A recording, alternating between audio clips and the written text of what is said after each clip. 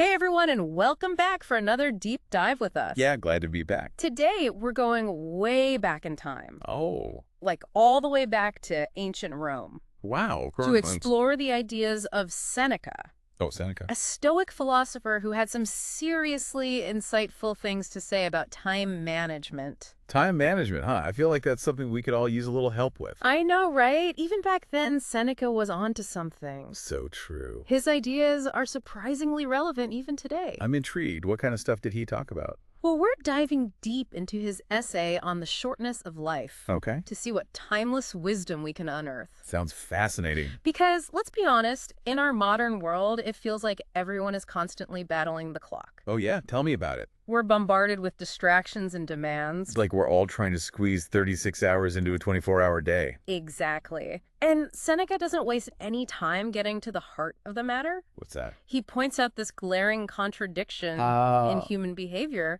Okay. We guard our possessions, our money, like they're sacred. Right. But time, the most precious and irreplaceable resource, I see where you're going with this. we just let it slip through our fingers. It's true, we do. He even uses this analogy. Picture a billionaire just casually tossing $100 bills into a bonfire. Oh, wow. We'd think they were totally bonkers, right? Totally. But that's essentially what we do with time when we squander it on things that don't truly matter. You know, what makes that analogy so powerful What's that? is that it highlights the emotional consequence of wasted time, which is regret. Oh, I like that. Unlike money or possessions, Yeah, you can never earn back time. that's so true. And the older we get, Mm-hmm. the more we realize that the clock is ticking. Mm-hmm. And every moment we fritter away is a moment we can't get back. Seneca really hammers this point home with a series of questions that are almost unsettling. Like what? He asks, what's a year worth? Well, ask a student who just had to repeat a grade. Hmm. What's a month worth? Oh, I don't even want to know. Ask parents who are anxiously watching their premature baby fight for every breath. Right. A week, a day, an hour. Wow. He keeps going Holy! all the way down to the millisecond. That's crazy. That infinitesimal sliver of time that can mean the difference between Olympic glory and bitter disappointment. It really puts things in perspective, doesn't it? It does. It's a powerful reminder that time, unlike many other things in life, Yeah, is truly finite. absolutely. And each moment carries a weight, Yes. a potential for joy or regret Right. that we often overlook in the busyness of our lives. So true. Which leads to Seneca's next point. Oh, what's that? It's a bit of a wake-up call. Oh, I like those. He's not a fan of just preparing for life, Okay. constantly working towards some future goal Mm-hmm. or milestone. Okay, I see. He urges us to actually live Yeah. right now in this moment. It's so easy to get caught up in the future, though. I know, but this idea gets to the core of Stoic philosophy. In what way? We can't control the future, right? Nope. There are no guarantees, Sadly not. but we can control how we choose to spend this present moment. That we can't. And so often, we get caught up in this trap of delaying happiness. Oh, I know that trap. We tell ourselves, What? I'll be happy when I get that promotion Yep. or when I retire. Or when I finally have enough money. Right? But what if that when never comes? It's a scary thought, isn't it? It is. Seneca uses this analogy that I love. Okay, let's hear it. Imagine you're wandering through the desert, dying of thirst, Oh, no. and you stumble across a stream of fresh water. Phew. You're not sure how long it'll flow. Right. Do you hesitate? Worried that it might dry up soon. Or do you drink deeply? Savoring every drop while you can. I know which one I'd choose. Me too. It's brilliant, right? It's a brilliant way to illustrate that times is like that stream, It's constantly flowing. and we never know when it might run dry. So why wait to drink? Why postpone joy, fulfillment? And those things that make life worth living. Okay, so let's bring this back to the listener. Yes, let's do that. What does this actually mean for them? It's not that planning is bad, Right. but don't let planning for the future steal the joy from today. Find moments to experience what each day has to offer. You only get to live this moment once. And this naturally leads to another profound question that Seneca poses. What's that? Whose life are you actually living? Ooh. Are you truly the author of your days? Making choices that align with your values. And aspirations? Or are you just going through the motions? Living a life that's been scripted by others. It's a question we all need to ask ourselves, don't you think? I think so. It's about those of us who feel stuck, right? Oh, yeah. Stuck in jobs we hate, Mm-hmm. relationships that drain us, Yep. commitments that don't really light us up. We might be busy, but are we busy doing what actually matters? That's the key question. And Seneca reminds us that simply accumulating years doesn't equate to living a full life. No, it doesn't. Having white hair and wrinkles isn't a badge of honor Definitely not. if those years haven't been filled with purpose and intention. That's a powerful point, right? And Seneca doesn't just leave us hanging. With this existential crisis, Right. he follows it up with even more pointed questions. Like what? If you had more time, Okay. what would you do differently? What changes would you make right now if you could? Oh, that's a good one. What are you putting off that you truly long to do? These questions are designed to make us stop and reflect, Yeah. to become more aware of how we're spending our time. And whether it's in alignment with the life we want to live. It's about taking a step back and really assessing our priorities. And the good news is, Oh, it doesn't have to be a massive overhaul. that's good to hear. Even small changes, Cool. consistently applied, I like it. can have a ripple effect over time. I agree with that. And that brings us to one of the most intriguing and practical tools that Seneca offers. I'm all ears. This concept called What is it? Premeditatio Malorum, Premeditatio Malorum. which sounds like a spell from Harry Potter, It does. but it's actually brilliant. I'm intrigued. Tell me more. It translates to the premeditation of evils. The premeditation of evils. And at its core, Yeah. it's about outsmarting procrastination Okay. and distraction I'm listening. by anticipating what could go wrong. I see, like planning for potential obstacles. Exactly. Think of it like negative visualization Okay. for your time management. I like that. So how does this work in practice? So let's say, you're prone to getting sucked into the black hole of social media. Oh, I think we all know that feeling. Premeditatio Malorum would have you identify those social media cravings as potential distractions. Right, so instead of just white-knuckling it, you have a plan. Exactly. Then, instead of just hoping you'll magically resist the temptation, Which never works. you plan around it. Maybe you schedule your most important work for times when you're less likely to be online. Yes. Or you use a website blocker. Or even go old school and turn off your phone. Radical. I love it. The key is to be proactive. Instead of reactive. Instead of letting distractions derail you, Right. you anticipate them. And have a game plan in place. It's like taking control of your time instead of letting it control you. It's about being the master of your own schedule. Which reminds me of another point Seneca makes about the challenge of starting tasks that have long-term rewards, Okay. but no immediate gratification. He was onto this even back then. I know, right? It's fascinating because he was essentially tapping into the concept of expectancy, Oh, tell me more about that. which we now understand much better thanks to neuroscience. Okay, Our brains are wired to crave instant gratification. that makes sense. That's why it can be so hard to get started on tasks Right. that have a big payoff down the line. But don't offer that immediate dopamine hit. It's all about those instant rewards. He gives this example that I think a lot of us can relate to. Okay, I'm ready.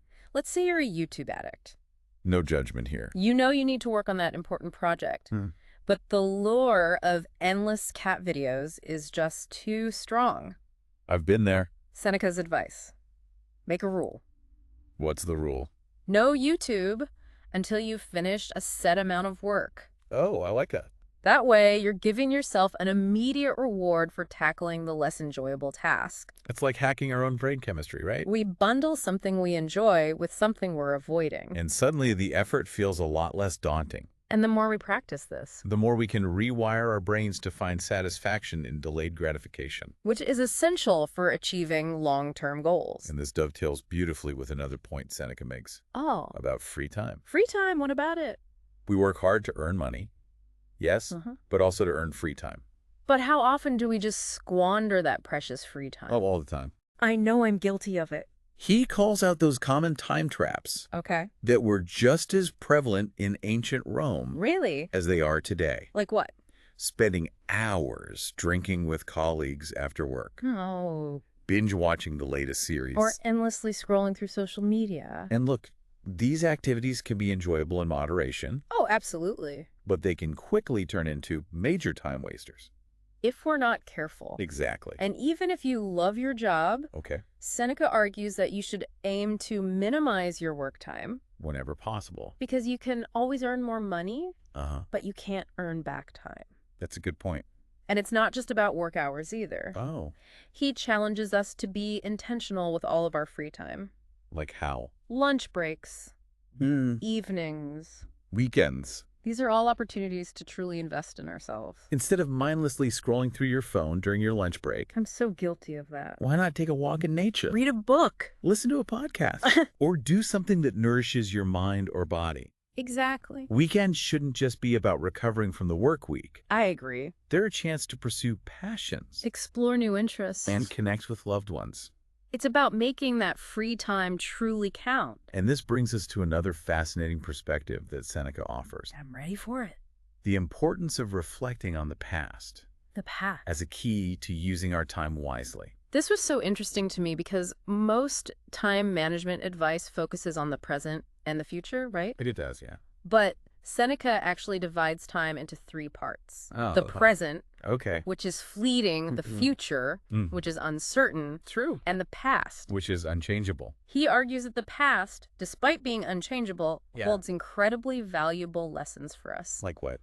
Self-awareness Okay. comes from understanding our past. Both our successes and our failures. By reflecting on our past choices. We gain insights that can help us make better decisions in the present. It's like having a personal history book Okay. where we can refer to. Reflection helps us see patterns in our behavior Identify our strengths and weaknesses. and gain clarity on what truly matters to us. And sometimes those aha moments Yeah. can only come from looking back and connecting the dots. And I think reflection can also be incredibly motivating. In what way? Looking back on how far we've come, The challenges we've overcome. the lessons we've learned. It can fuel our desire to keep growing and evolving. It's like using the past as fuel for the future. Okay, so we've talked about the preciousness of time, The importance of living in the present. the power of reflection, But Seneca also doesn't shy away from the darker side of time management. the things that rob us of our most valuable resource. What does he call them? He calls these the time thieves. Time thieves, huh? And while he couldn't have imagined the modern distractions we face today, Like what? like the constant ping of notifications or the allure of social media, His insights about these trivialities are incredibly relevant. he warns us about giving our time away to others for little gain, What does he mean by that? chasing money, Okay. social approval, Or fleeting pleasures. can leave us feeling empty and unfulfilled in the long run It's like trading our most precious resource, our time. for something that ultimately doesn't matter, So how do we combat these time thieves? especially in our hyper-connected world. Seneca's advice is simple, Okay, I'm listening. but incredibly powerful. Be selective. Be selective, okay. Choose carefully who and what gets your time. Saying no is essential to protecting your most valuable asset. Absolutely. It's about setting boundaries Prioritizing your own needs. and not letting yourself get pulled in a million different directions. Right. Remember, you can't be everything to everyone. And you can't do everything. Being selective with your time allows you to focus on the things that truly matter. And that brings us to a brilliant analogy. That Seneca uses to illustrate how we should be thinking about time. I love a good analogy. Hit me with it. Investing. A wealthy person invests their money to multiply it, right? Right. Seneca says we should do the same with our time. But instead of seeking financial returns, we're seeking returns in the form of memories Experiences. and personal growth. I like that. And here's the really cool part.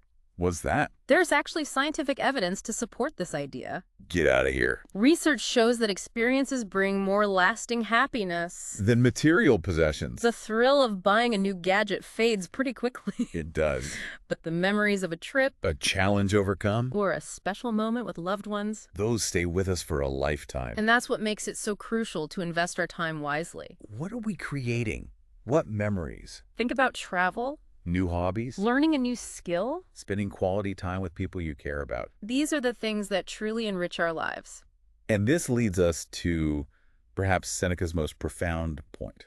Lay it on me. The power of philosophy. As the ultimate time investment. Now, before you tune out thinking, oh no, not philosophy. Too late, I'm already gone. Hear me out. Okay, fine, I'm listening. Seneca wasn't talking about dry Yeah, academic debates. I can see that. He saw philosophy as a way to live more fully in the present Okay.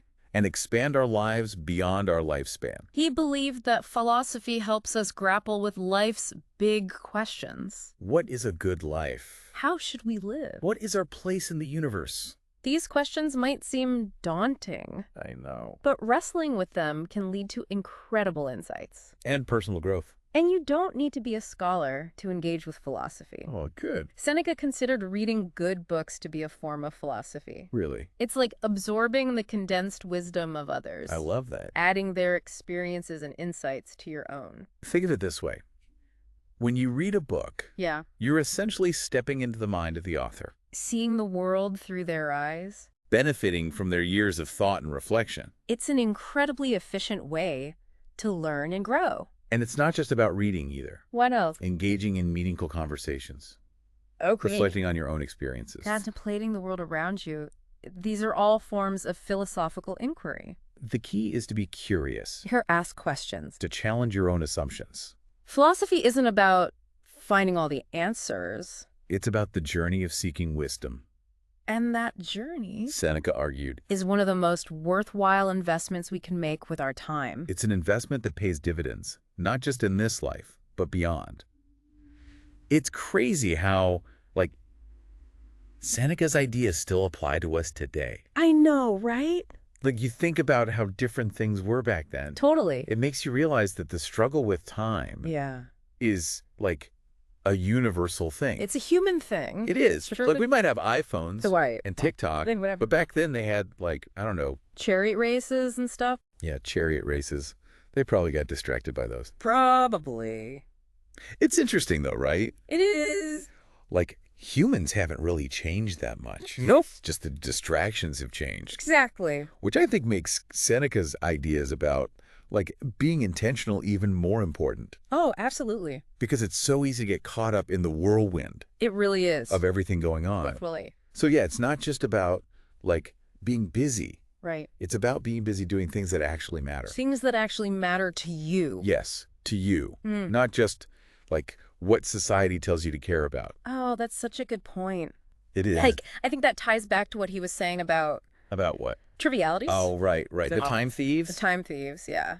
I mean, obviously he couldn't have predicted, right. Instagram. Yeah.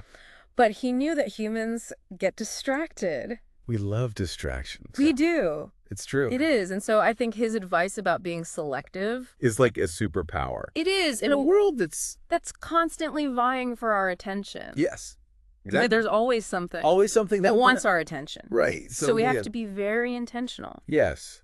About what we give our attention to. It's like that saying no is a complete sentence. It is. It's a form of self-care It is. to say no. It is. Because every time we say yes, to something. we're saying no to something else. That's true. So being mindful of that Yeah. can really help us make sure that we're Spending our time. spending our time wisely. Yes. Yeah. Like we were talking about before with investing. Oh, yeah. Investing your Investing your time. Yeah. Oh, I love that analogy. Me too. Because it really goes against kind of our modern day Consumerism. consumerism. Yeah. Like the idea that The buying thing. buying things will make you happy. Yes. It's like we think we need to buy all this stuff. All the stuff. To be happy. And then you buy the stuff. Yeah. And you're like, wait a minute.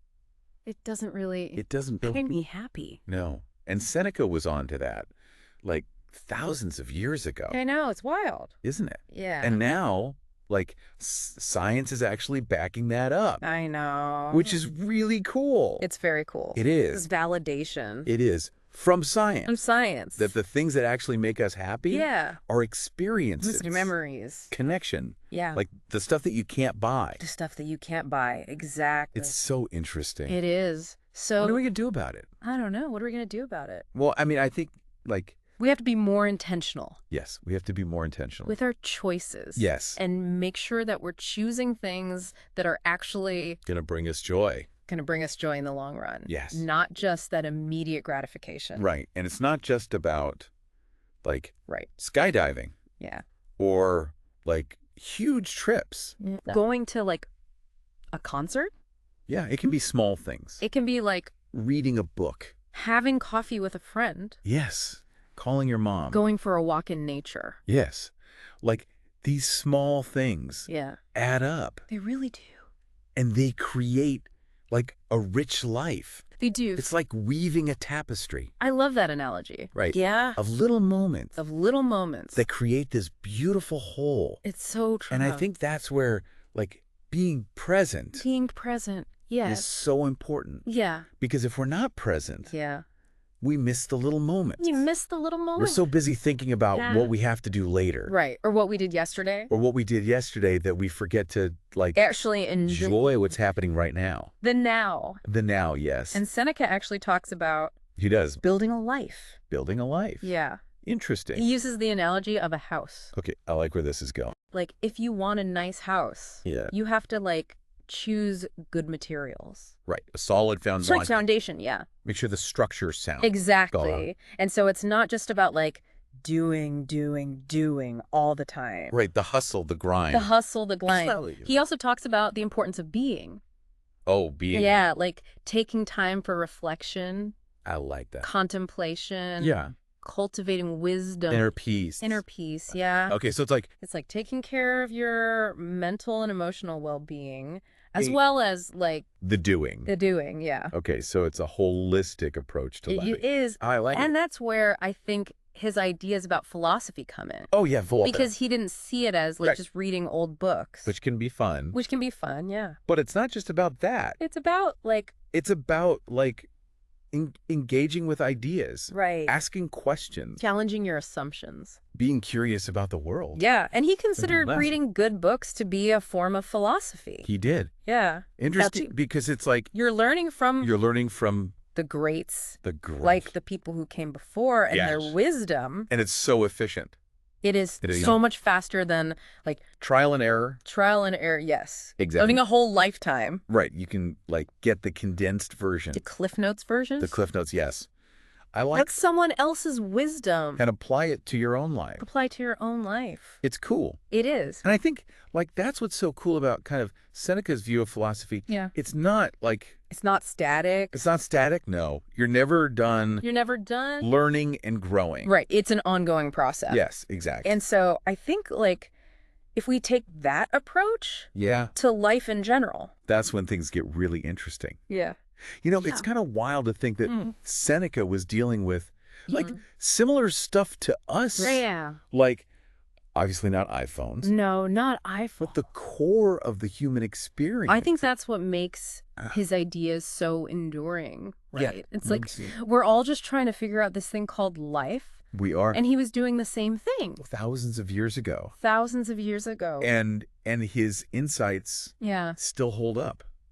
They do. It's pretty amazing. It is. It is. And I think one of the things that I find so inspiring about his philosophy is that it's not about being perfect. No. It's not about...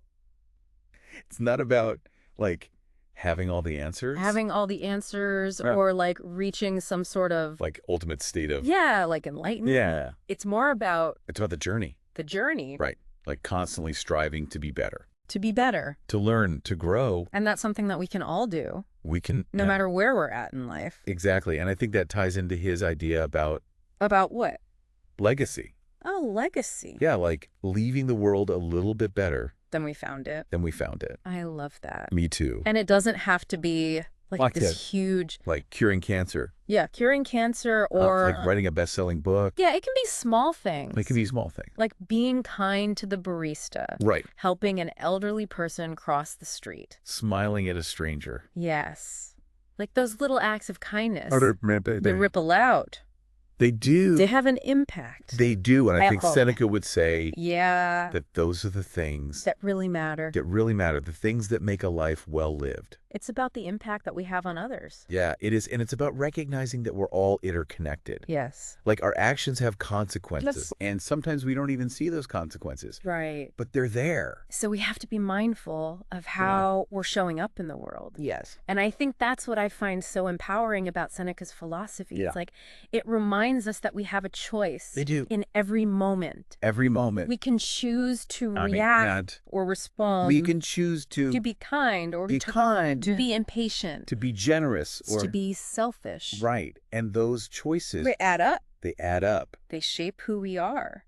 They shape our lives. And they shape the world around us. And so I think, like, Seneca's advice to us would be to make those choices consciously. To be intentional. To be intentional. With how we're spending our time. Yes, because time is... precious. It is. And it's the one thing that we can never get back. We can't. So let's make the most of it. Let's do it. Let's go out there and live our best lives. Live fully. Love deeply. And leave a legacy. That matters. That matters. And on that note, we are going to wrap up this deep dive. Okay. Thank you so much for joining us. Yeah, thanks for being here. We hope you learned something. We hope you enjoyed it. And we hope you're feeling inspired to go out there and... live your best life. Live your best life. Seneca style. Seneca style. Okay, until next time. See ya.